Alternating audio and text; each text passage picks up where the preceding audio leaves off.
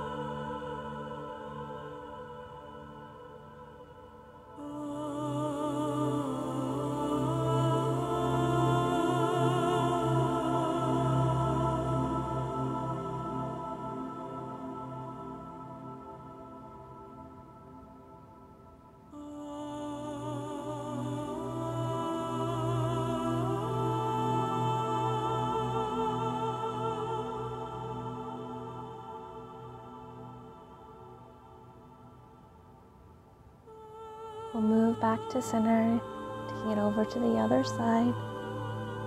Line your body back up at center and take that upper body to the left. You were clasping your wrist, you clasp your right wrist and bring it over to the left side. And then bring one leg at a time over to the left, crossing if you need to deepen. Again, if that right hip slides up, we want it to ground. So if you can't ground it, then unstack your legs. Breathe into your right side.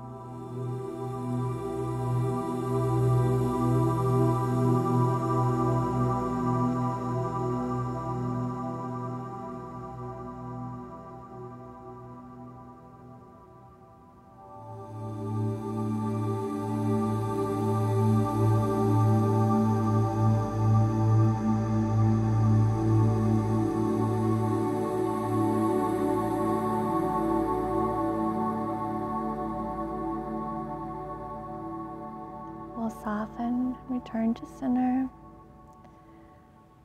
Fan your arms down alongside your body. Just take a moment lying at center, feeling into those side bodies, feeling the nourishment, that lengthening and opening you just provided them.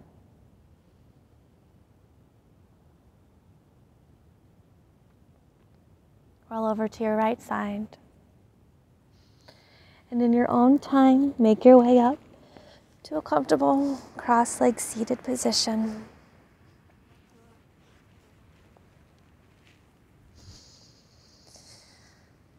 Bring your palms to kiss at heart center